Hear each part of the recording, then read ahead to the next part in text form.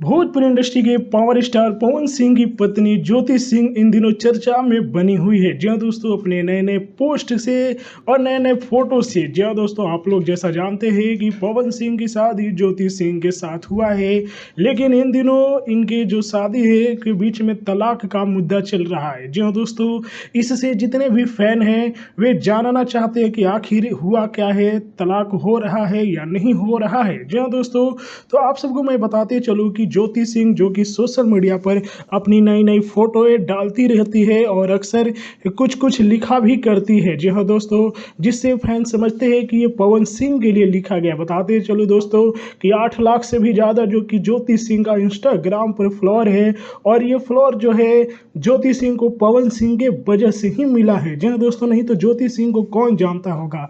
पवन सिंह के बदौलत इतना फॉलोअर रखने के बाद हर दिन जो कि ज्योति सिंह अपनी नई नई फोटो डालती है, जैसा कि देख भी सकते हैं। कभी कभी लिखती है कि पिछले साल खौफ था कि तुझे खो ना दूं, इस साल दुआ है कि तेरे सामने ही ना हो। जो दोस्तों, इसके अलग अलग अर्थ लगाते हैं अलग अलग फैन। जो दोस्तों, बाकी भोजपुरी की एक बड़ी जोड़ी मानी जाती है। आप लोगों का क्या है कहना इस जोड़ी पर, कमेंट में बताइएगा। वीडियो को लाइक कीजिए।